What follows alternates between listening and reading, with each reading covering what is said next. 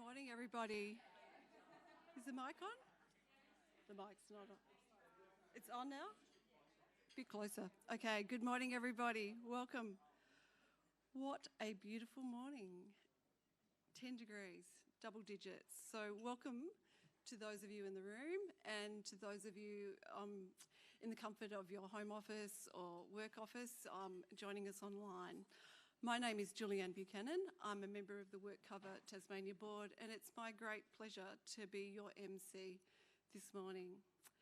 And it's World PTSD Day, a day in which we can really take a moment to lift our gaze and our understanding and really start to, I guess, educate our public and our peoples and ourselves around what post-traumatic stress disorder means. And how poignant is it that we're taking a moment today to launch the RACGP, or Royal Australian College of General Practitioners, accredited program for PTSD. It is indeed a proud moment for us on the WorkCover board and the WorkSafe team. But to get to this morning, we certainly didn't get here alone. It required the assistance of many. And that included, of course, RACGP and Phoenix Australia, who we're very proud to partner with.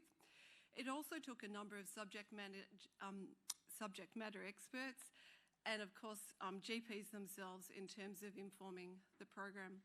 I'd also like to take a moment to acknowledge members of the WorkCover Board's Medical Advisory Panel, as well as the Rehabilitation Advisory Panel, some of who are here this morning, so thank you. But critically, I'd like to shift my gaze to the WorkSafe team themselves, and in particular, Robin Pearce and her incredibly capable team. Thank you. And Mary Rinaldi, wherever you are, down the back, fabulous, our project manager, thank you. I'd also like to thank Professor Angela Martin from UTAS, who gently guided us on the evidence-based space as we navigated our way towards today, so thank you very much. Now look, this morning we have a really stellar lineup. It's a pretty brief lineup and it's going to go very quickly.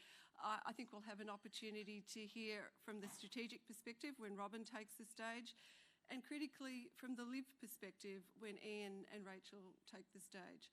We also are incredibly privileged to have Phoenix here this morning to present to us a little bit about Phoenix Australia as well as the program itself. And that will be rounded out with some very capable general practitioners in the way of John Saul and Rob Walters, so thank you. Now, before we move to our first speaker, there's probably just a few small housekeeping items that we need to consider. I'm sure you've all taken a moment to turn that mobile phone to silent. Thank you. But I also want to briefly touch on what do we need to do to be physically and psychologically safe in the room today. Now, we often think in terms of being in a venue, and for those online in your office, what is it that we need to do to be physically safe? And I can assure you, if in the event of an emergency, don't look at me this morning, please gaze on the venue staff who will most definitely guide you to safety. But the bigger question is, what does it take to be psychologically safe in the room? And that's not a question that we often ask. So I might just ask you just to take a minute, perhaps not, we don't have a minute, but a few seconds, just to ponder and pause and think about what it is that you need to be psychologically safe in the room this morning. Now, we know that some of the themes that we'll be discussing are, by nature, around trauma. And we also know that fear is a whip-fast emotion, and it manifests very quickly in many ways, from the fight, the flight, and the freeze. And so if in any of the moments that we take this morning, you feel in any way uncomfortable, I would ask you just to take a moment to take a breath, or if connection is your antidote, then please reach out to one of the WorkSafe staff. We have assistants here in the room, and we also will have, for those online, checks as well. So without, I think, final adieu, I think we won't have time for questions as we work our way through speakers this morning, but we certainly will online make sure that if we can, we answer any questions coming through, or we'll take them on advisement. For those in the room, there's an opportunity for networking at the end of the formal proceedings this morning, and I would encourage you to stay, enjoy a coffee, and enjoy a moment to pose those questions to our speakers. So, our first speaker, I would love to welcome to the stage Robin Pearce, Executive Director of WorkSafe Tasmania. Robin is here this morning on behalf of the Minister for Workplace Health and Safety, the Honourable Elise Archer MC. And Robin will welcome us both to country and to the proceedings this morning. So thank you, Robin.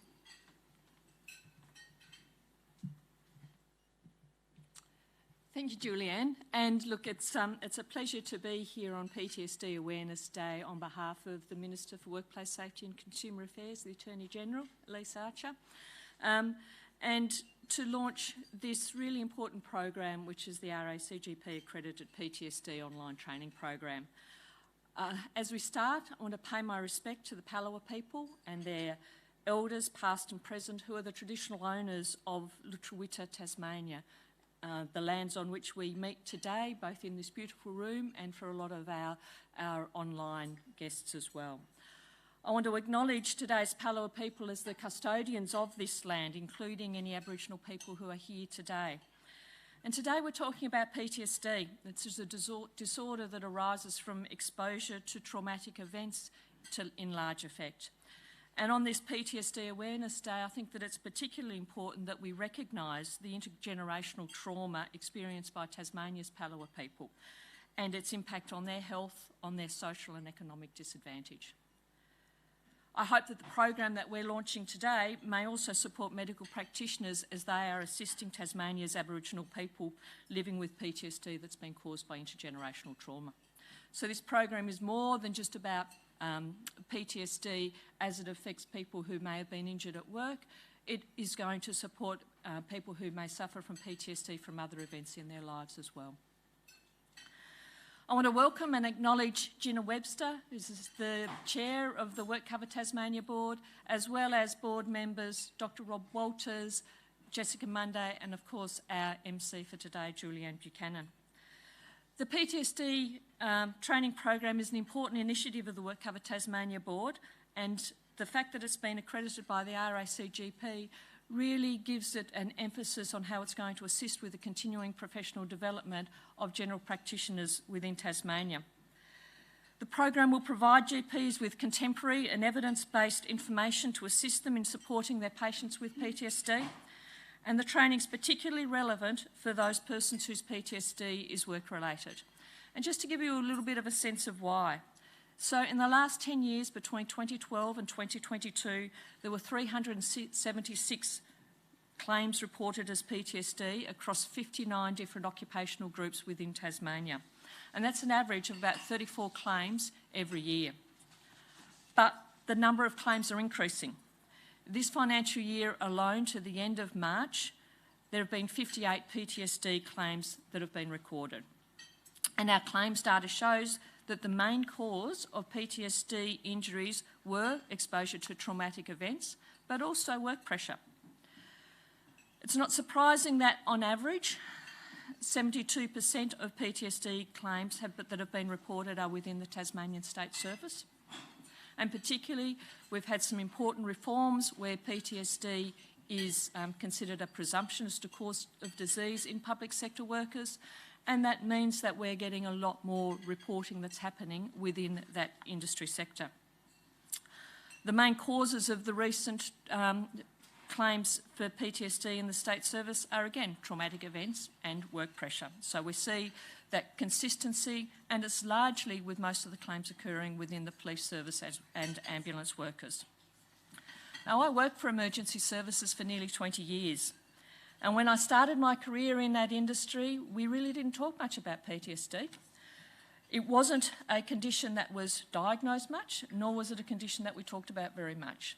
And I can recall when we started to see early cases of it emerging within the industry, it wasn't something that we well understood. It was something that we looked at, well, if somebody's got PTSD and they've been affected by trauma, how are they ever going to be able to return to work? It was seen as being a career-ending diagnosis, in effect, simply because we didn't understand it. We couldn't see how there would be good return to work outcomes. And it had that effect that for people who are passionate about their career, there was a real reluctance to report it within the workers' compensation system. Now, it's pleasing towards the end of my career that there was a lot more discussion. There was a significant industry focus, a lot more support being developed for workers, but still a long way to go in actually understanding what PTSD is and how it affects people.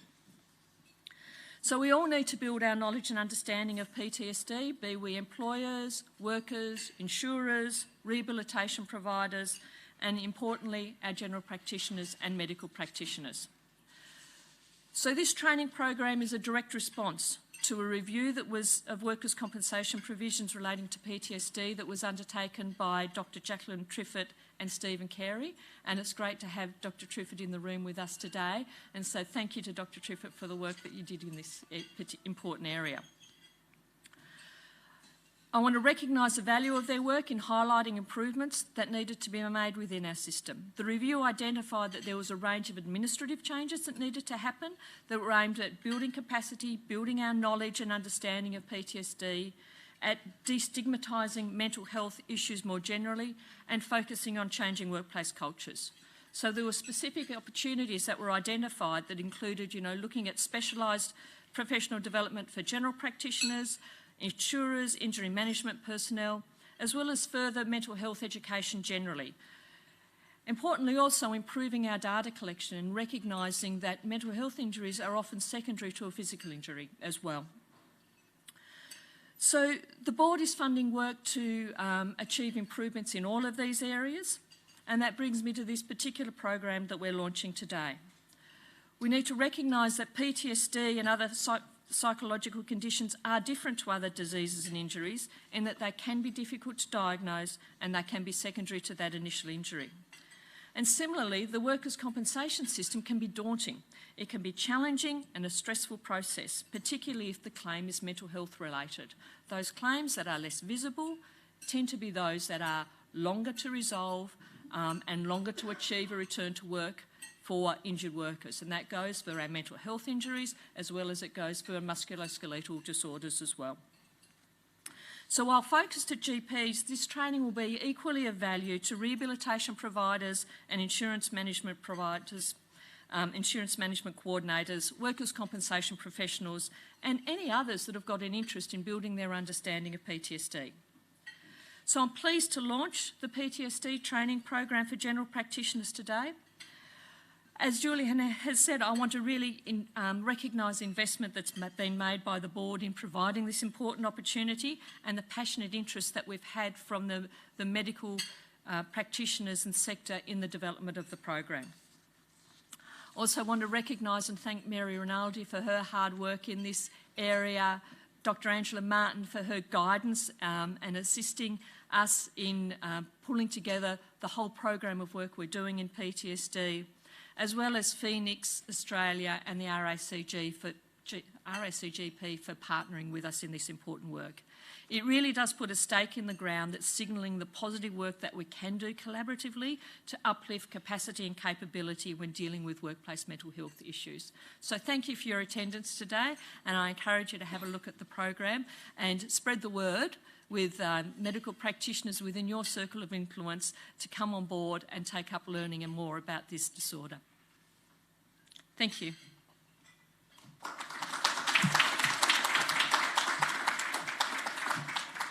Well, thank you, Robin, for giving us that great backdrop to this morning. Now, I would love to welcome to the stage a gentleman who's allowing his breakfast to go cold to appear up here shortly, Detective Inspector Ian Lindsay.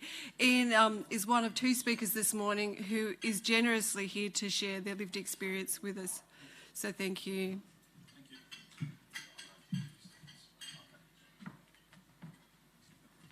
Morning, everyone. Emergency services work is tough, as on a daily basis police officers are confronted by complex traumatic incidents and situations that are beyond what most people ever experience or can imagine. It follows that GPs obtaining an increased understanding of PTSD and the available treatment options can only benefit me and my colleagues. I consider being diagnosed with PTSD and recovering to be able to return to work on a full-time basis has provided me awareness of how vital that support is. I'm conscious of the number of police officers and other PTSD sufferers who do not get well enough to have a similar outcome. Today I hope to provide you a little bit of an insight into my lived experience, together with outlining the role of my GP, John, during that process. And it's not the John here today. My story is bookended by work injuries sustained last century and being diagnosed with PTSD in 2019. Early in my career, I received multiple injuries after being hit by a car whilst performing random breath tests. I was off work for 6 months and endured a long recovery. At that time, mental health had no profile.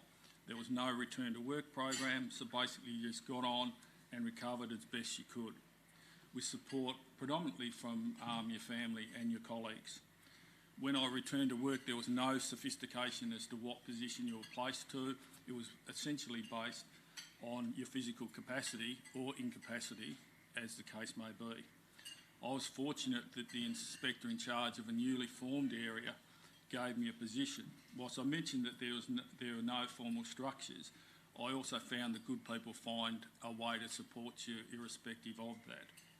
Ironically, I occupy that same position now within state intelligence. Although I had numerous GP visits between 1986 and 2019, on reflection I adopted the same process to my injured mind that I adopted to the experience when I was physically injured, which was unstructured and essentially relied on me. Whilst initially the physical injuries healed, the resulting mental issues were never addressed, and there was a cumulative build-up over my career. From about 2017 onwards, I was in a burnout situation. My injuries were predominantly right-sided, my body was regularly sore, and I experienced cycles of pain and discomfort. As I got older, the tricks that I had of physio, osteopath and massage became less and less effective. At the same time, I began experiencing disrupted sleep together with random intrusive thoughts. By the end of 2018, I was hanging on, believing that a change in my work position might fix it. My new role had a number of elements which I was adjusting to, albeit I had some familiarity with them. I quickly got to the point where even the most basic task was challenging. I could read a 2-page report and not remember a word from it. Also, I struggled to make the both basic and fundamental decisions. I felt completely broken and found seeking help a challenging thing to do. Particularly the early conversations with family, colleagues and my GP were unpleasant and particularly taxing as you're experiencing or re-experiencing the stress that puts you at that point. Also, I was trying to explain something that I didn't understand and I couldn't articulate. My GP, John, became a pivotal person in the recovery process and was central to my treatment and recovery.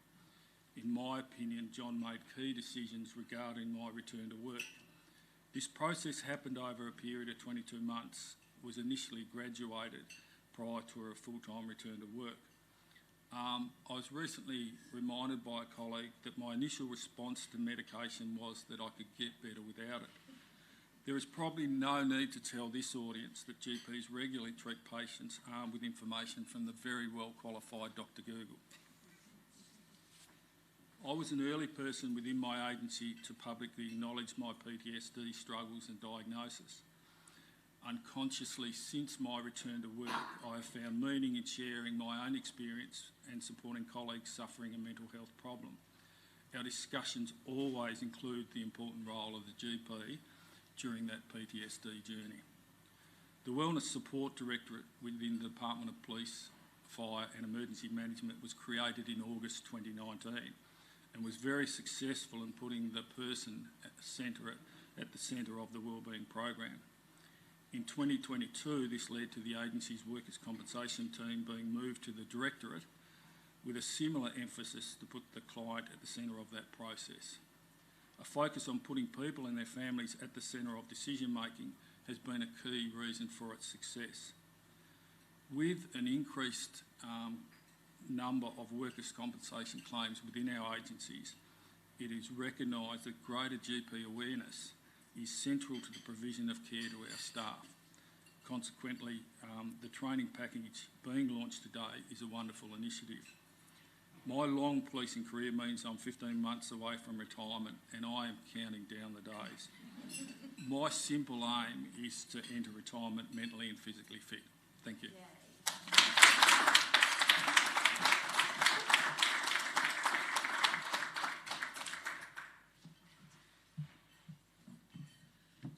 Thank you, Anne. There was just so much in that. That was absolutely brilliant. And I particularly like the way you talked about meaning in connection and sharing. It's such a valuable message.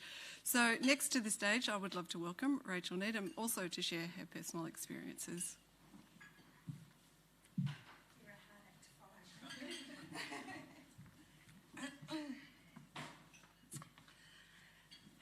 Right, you guys, deep breath. It's actually really lovely. There's some familiar faces in the room that played an enormous role in my recovery, and you know who you are, Jessica Monday. So good morning. My name is Rachel. I'd really like to thank WorkCover for the opportunity to share my lived experience with you. It's not a story I tell often or widely. In fact, you're one of the first groups that I've ever spoken to. But it's a story of real pain, real trauma and real recovery from a very, very real person. I'm not a frontline worker. I didn't experience a one-off traumatic event. So in many ways, I'm not the typical poster girl. But I do want you to understand as professionals the role that you play and in some ways what you can do a little bit better. My story began in July 2019 when I started a senior management role for a large not-for-profit. It had prestige, opportunity, and a real sense that I could make a difference. Let me give you a summary of what I inherited. 42 direct reports. Yes, you heard that right. 42 staff that reported to me. I worked across 3 regions, and I did my best to support the staff. There were multiple program deliverables with a lack of internal capability to actually deliver. My team had been completely disempowered and were broken and disillusioned. They worked hard with limited resources that did not support the workload required. They knew the CEO would rather blame them for a lack of efficiency than to provide the systems that they required. These were dedicated, hard-working people under enormous stress. However, they were often referred to as the sheltered workshop. The organisation outsourced HR functions.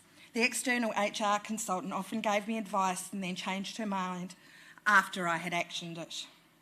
You get the picture? It was a mess. Not one to be deterred, I rolled up my sleeves and I began to work through the issues. This meant I worked 70-hour weeks. I travelled intrastate, and I often drove long distances in a day so I could be home for my son. I began drinking heavily, mostly while I was away. I would sit in the bar of the hotel at night with my laptop and work and drink. I did this from July until December. I had a few days off over the Christmas break and then straight back into it. In February 2020, I took a sick leave day. I could no longer function. I slept. You know that dribbly sleep? I took the next day. I slept. On the 3rd day, I went to see my GP. I sat in front of her and I cried. I'd never been so exhausted and so worried for my health. She was amazing. She listened, she gave me time and space, and she helped me make a plan. She did all the physical checks. She suggested a 4-day working week, referred me to a psychologist, and wanted to see me in a few days. Textbook. I remember the first appointment with the psychologist. I was late, I was stressed, I was clutching a cup of coffee, and I cried basically the whole appointment. I was wound up and unravelled all at the same time. Then, as both my GP and the psychologist started to get to know what was going on, they started to talk about my workplace being unsafe, about a workplace injury, and that my health was at risk. I'd never heard of psychosocial injury. I thought workers' comp was for when you injured your back. I thought managers just had to suck it up and get on with it. By April 2020, I was so unwell I could no longer work. There was a pandemic, we were in lockdown, it wasn't ideal. I just thought I'd take a few weeks off, I'd recover, and then my workplace would support me back to work. How wrong I was. I never went back to that workplace. Although I was on a graduated return to work plan, they had absolutely no appetite to support me back, so they didn't.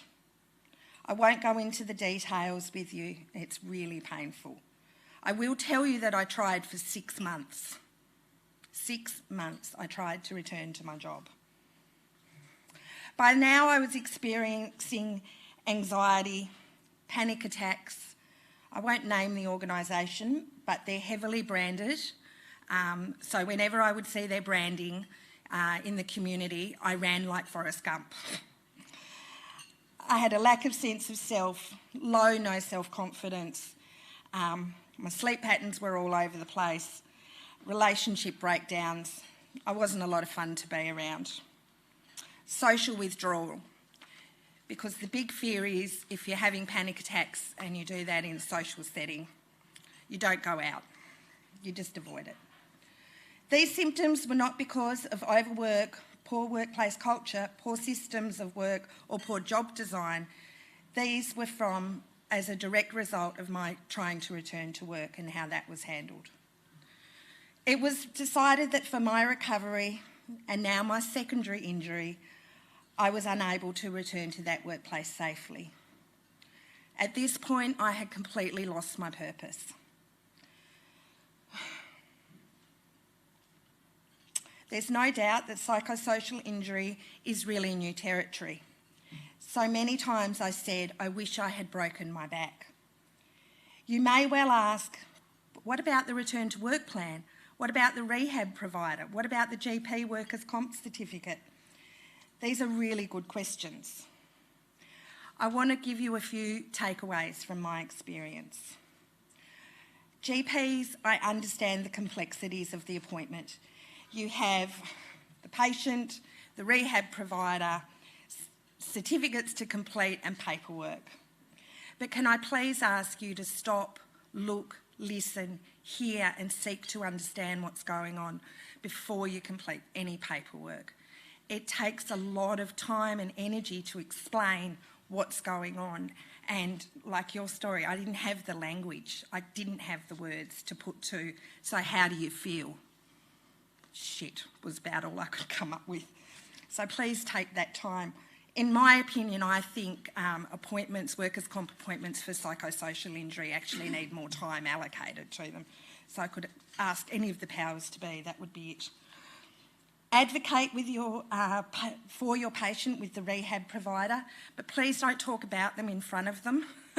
My fight and flight response was really high, so if there was ever a conversation that happened between those two people in the room, I just wanted to run because I saw conflict. Please read the IME reports and any other reports before your patient arrives. That is so important. We don't want to have to keep telling you our story. At one stage I had to change GPs, and the GP said to me, I've read your report, I'm not going to ask you to tell me everything again, let's just start from where you are today. That was so powerful because that helped me understand that he cared and he had taken that time. This part's really hard for me, so bear with me. Check in with all members of the family. I'm a full-time single mum. I had full caring responsibilities for my son, who was in year 11 and 12 during the worst part of my injury.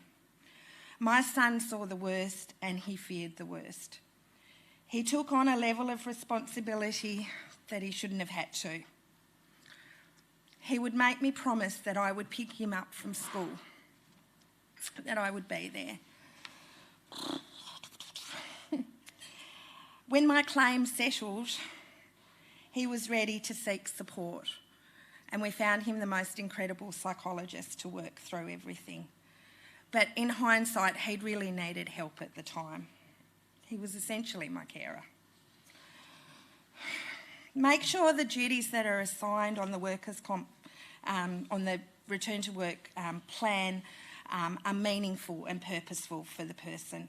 My workplace thought that one appropriate duty would be that I could write some training on mental health, including a topic on suicidality. Thank goodness my GP stepped in and said, no, that's not appropriate. And that's all while I was meant to be working at home on my own in isolation. Work with the psychologist as part of a care team, discuss what is being worked through, the goals, the challenges and any barriers. So what started out as a visit to my GP, highlighted a workload and culture issue, ended in a whole person impairment assessment and a settlement from the insurance company. There's now a new version of me. Day by day, I rebuild and learn to live my new life. It's a self-protected life where I only engage in experiences that aren't going to harm me, that have no triggers, and aren't going to cause me more damage. It's a very cautious life, but I'm alive. Thank you so much.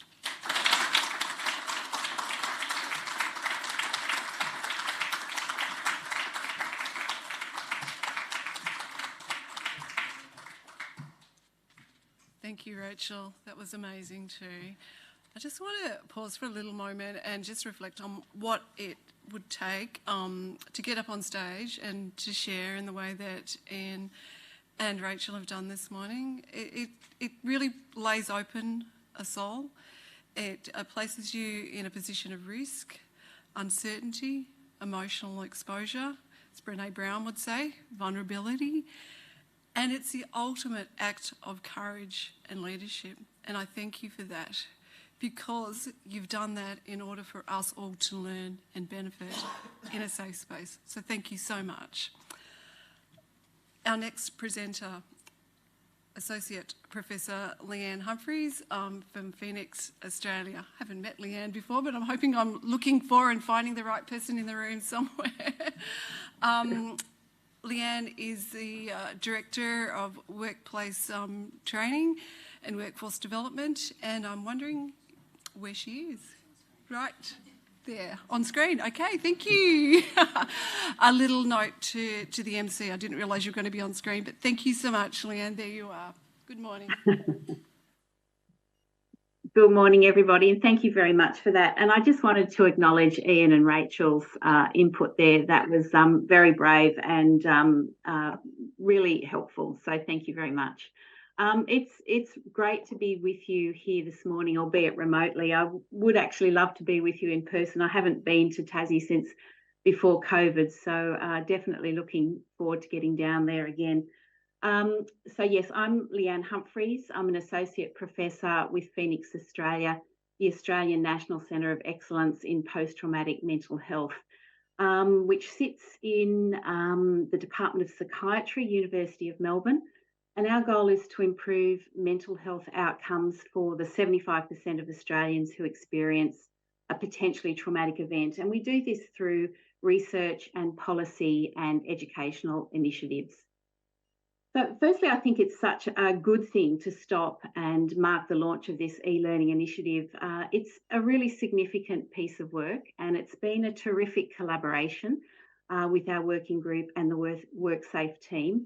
And right from the start, with that first reach out from Mary, we felt like this was going to be an important piece of work. I recall our first meeting with the working group, where they were really able to help us clarify our vision for what we needed to achieve. And together we worked through the hurdles of contracts and clarifying learning goals and agreeing on the most appropriate teaching and learning activities. We've also had incredible support from Rachel that you've just heard from, and her input on the lived experience perspective has been invaluable. We've had some absolutely fabulous input from our psychiatrist at Phoenix Australia, Dr. John Cooper. And I think everything's come together in what I hope is a really helpful learning initiative, and obviously one that we're launching here on PTSD Awareness Day. It's been a project that has definitely been driven by a shared commitment to excellence and an awareness of the importance of achieving better outcomes for people impacted by trauma. So just to tell you a little bit about the course, we have 4 e-learning modules. Module 1 focuses on extending knowledge of PTSD and its relationships to other trauma-related presentations. Module 2 looks at evidence-based assessment practices. Module 3 at both low-intensity interventions for kind of sub-threshold presentations, as well as deepening a knowledge of evidence-based psychological disorders, while Module 4 focuses on pharmacotherapy for PTSD. We've ensured that the course and each of the 4 modules are RACGP approved, as you know. Each course is of 90 minutes duration, and it's approved for both educational activities and reviewing performance. And there's a really meaty range of authentic and engaging teaching and learning activities. So we hope you really enjoy the course. It's been an absolute pleasure working with all of you, and please keep the dialogue open with us and let us know how we can continue to support your learning needs going forward. Thank you.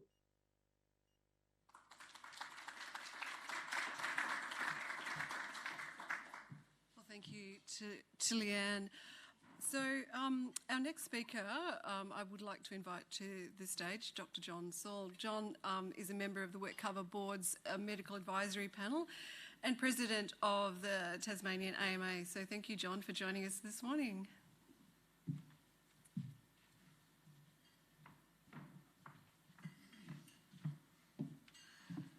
Thanks very much, Julianne, and thank you, Ian. Thank you, Rachel. I mean, Ian, you remind me of that analogy of a 20-litre stress bucket we start our work life with, and you had 10 litres poured in the late 90s, and I apologise on behalf of general practice that we didn't push a bit harder to try and find out what was going on. And like so many other people, the delayed diagnosis of PTSD happens as that bucket keeps getting filled and doesn't evaporate. Rachel, what a story, and what a great advice for future GPs. I'm certainly going to read every page of those 20 pages of medico-legal reports going forward there. I suppose too, there's dribbly sleep, I really understand that. When I think about Ian's case there, I have been hit by a car. I have, as a first responder, spent a bit of time in a burning car and trying to get someone out, and that was bad. But I must confess, when my wife, who was watching from our car, saw me in there, it was far worse when she gave me a spray that evening as well. So it's thankfully I don't do that every day. I'm not involved like that, like our fireys, our AMBOs, and of course our first responders with police. So that constantness of the work involved there is just an obvious challenge that we need to meet. When I think of fireys as a coalface GP and police and AMBOs, it's just so good to see that transition by the government, by WorkSafe, going forward to make those claims more easy and more accessible. And Robin mentioned the rise in PTSD claims, and thank heaven for that. Thank heaven we are diagnosing more, we are recognising more, we are taking the time and the opportunity to identify, diagnose and move on to treatment. So when I think about it, I've been a GP for over 30 years, which is pretty sad really. I've seen a few fashion changes. I've seen fashion changes in diagnoses, not just flared trousers and wide lapels and fat ties. I've seen real change over time. Like RSI is no longer mentioned much. Hypoglycemia was a buzzword in the 90s, but those words have died away. But thankfully PTSD just ties everything in really clearly for me over the last 30 years. I mean, you think of that American Donald Rumsfeld who talked about the unknown unknowns, the unknown knowns and so on to the known knowns. We always knew something was out there, whether it be battle fatigue, combat fatigue, emotional stress from exposure.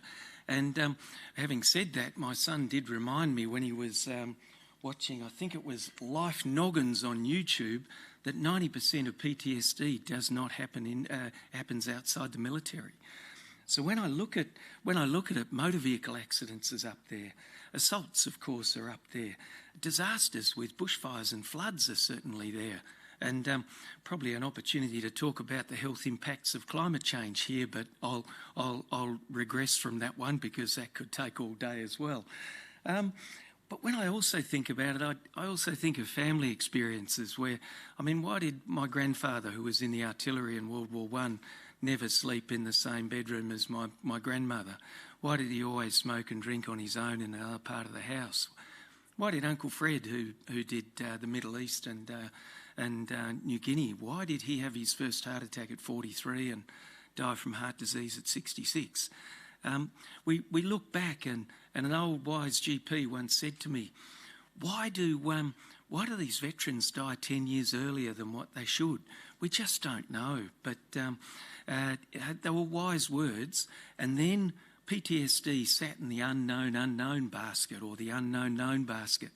At least this diagnosis and our way forging forward, sounding like an old man here with 30 years experience, at least we're getting to a space now where we gratefully understand a lot more about what's going on in this space. So, moving forward as a GP, again a real struggle for what we do. I mean, we are often that first point of contact. We are often that first approach, that first port of call that a patient makes when they come into the office. It's often a piggyback diagnosis too. Someone might come in with aches and pains. Someone might come in with back or neck or shoulder or gut pain. And in the last 30 seconds of what you think that consult's about, you hear the old words, and by the way, John, I just can't seem to be able to sleep at night. The nightmares are creeping in. And in many ways, you just know you've got to down tools and start again because there's something else going on. And our added education with a program like this is just going to assist us when we move forward like that. Sadly, GPs, we're a lightning rod of some of the system failures within our service levels. That difficulty accessing psychologists, that difficulty accessing psychiatrists, we find as a GP, we're often that first port of call and we're part of all the middle part of the process. We're always sort of highly involved and highly engaged in that process. Whether we like it or not as GPs, we will be that lightning rod for mental health problems and especially PTSD. So in that sense, we need help. And this program really adds that bit of clarity when it comes to PTSD. This program really ties it in and really links it in. When I think back to the 90s, Ian, when we were really struggling to see clarity here, when we had real challenges within the workers' compensation system with regard to diagnosis, proof of diagnosis, satisfying those criteria of what is a substantially contributing factor to this illness or injury, then and I think we've come a long, long way in terms of where we are at the moment. This course, to me, is a real missing link for GPs. This really does add some clarity going forward.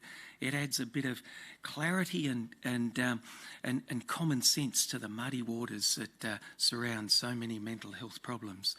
And as Rachel described so beautifully, she's not the typical poster girl. There's no such thing as a typical poster girl when it comes to PTSD. Everyone is different, everyone is unique. True, we can do training programs, but we must keep our eyes open and keep ourselves thinking clearly and laterally as to what's actually going on here. So this is a course that has real value. This is a course that, as has been mentioned, it expands our understanding. It's evidence-based medicine. It's evidence-based treatment programs. It is an incredibly worthwhile course. And for those GPs in the room, I'd thoroughly encourage you fully engage in it. Thank you to WorkSafe. Thank you to Phoenix, of course, and all those involved. Thank you, Mary, for telling me where to come this morning. So this will benefit all GPs, but more importantly, it'll benefit all our patients. So thank you.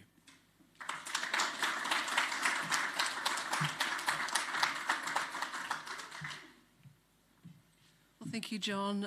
I think for giving that historical perspective, always with a sense of humour, but ultimately always with an important message. So thank you very much this morning. Well, to round out this morning's proceedings, we have the opportunity now to welcome to the stage Dr. Rob Walters. Rob is a colleague from the WorkCover Tasmania Board, and Rob will assist us in concluding events. So thank you, Rob.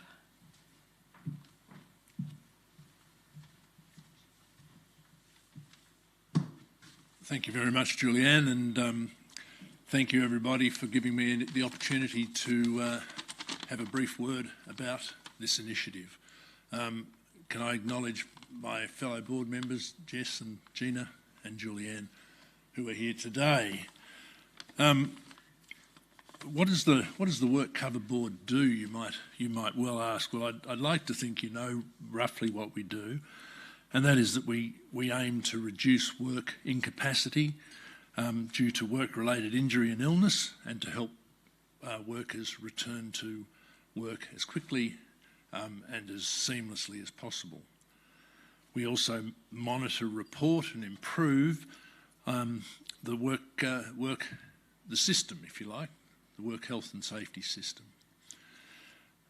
Our strategic priorities guide our work to ensure that both Tasmanian employers and employees have safe systems of work, safe workplaces, and that our workers' comp system is fair and affordable. Into that rides PTSD. We became aware that this was a problem. As our previous speakers have said, this was something that sort of flew under the radar for a long time previously.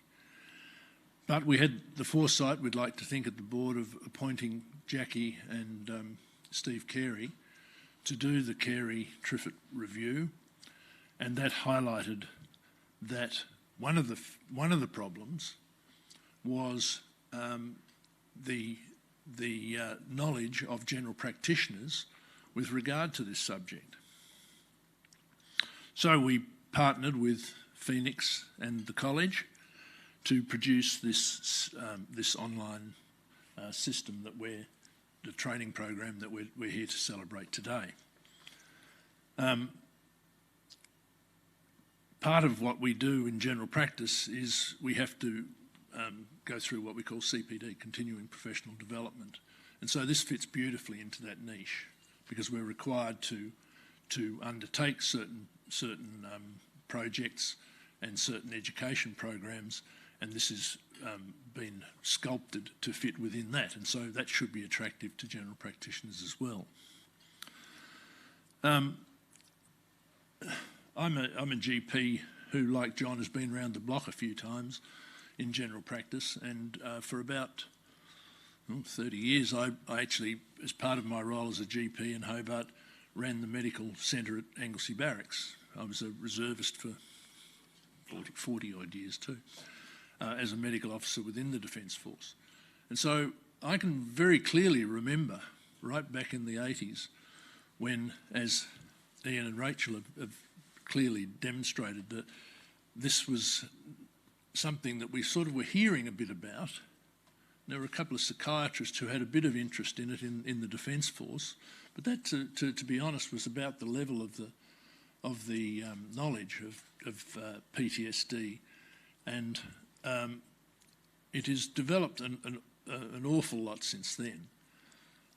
Sure, it is a feature of first responders, and very much so, and within the military and within veterans who I still continue to treat, it is very common.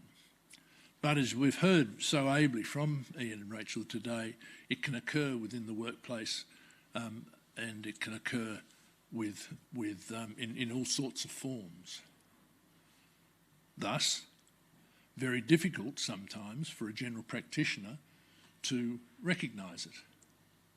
Very difficult for a general practitioner to actually make the diagnosis. And that's what we're hoping this particular training program will do. Will empower and give a basis to a diagnosis, and not only a diagnosis but also treatment and management, because there is treatment and there are ways of managing, as we've heard today, this problem. It's such an intense problem for those going through it, and in the hustle and bustle of general practice, the words we heard today were very relevant, and you were wishing that there'd be extra time for consultations with PTSD. John and I wish every day that we had extra time for every single consultation. It's very difficult to manage, but this training program will at least enable us to recognise the signs and to and hopefully allocate appropriate amounts of time and improve our training and management techniques. This is aimed at general practitioners, although anybody with an interest in, with a professional or personal interest in PTSD can also become involved in this training program. So on behalf of the Work Cover Board, I urge every general practitioner, who are vital, by the way, to the workers' comp system. I don't think GPs quite recognise how vital they are. They are the linchpin. You can't have a claim without a certificate from a GP. And so I urge every GP to get involved in this, and it will make their consulting day, make their day pass more easily, and more importantly, it'll provide better care to our patients. So in closing, I'd like to thank the Royal Australian College of General Practitioners, who've been fundamental in assisting in this development of this program. Phoenix Australia, obviously. The Project Steering Committee, the GPs on the working party, the subject matter experts, and of course WorkSafe Tasmania, Robin and her team, particularly Mary, for all the work they've done to enable this program to come to fruition. This launch today is a credit to you all, and I thank you all very much. We're looking forward to seeing the results and the positive impact it's going to have on our patients. Thank you.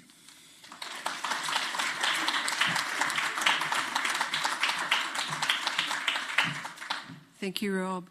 Well, that concludes the formal part of this morning. I think we might have dug into the networking time a little bit by running slightly over, but before I finish, I just want to implore every one of you in the room and your role in spreading the news about this program. We think it has incredible worth, and we've heard what it could mean to those newly diagnosed people with PTSD and those living with PTSD. It's a story about recovery and renewal, but it requires the right foundations. And so if you're a rehab provider and you're out there at a medical consult with a worker, please don't dig into that valuable time with the team member or the worker, but please take a moment to leave a pen or leave a note for the medical practitioner or for the practice manager, whoever you might be, we can all play a role in getting this message out and really making a difference. It's easy to jump online and find the program. Just go to the WorkSafe website, so worksafe.tas.gov.au, search PTSD, it'll take you right there. So with that final note, I thank you all for attending this morning online, in person, and we look forward to seeing you at future events. Thank you.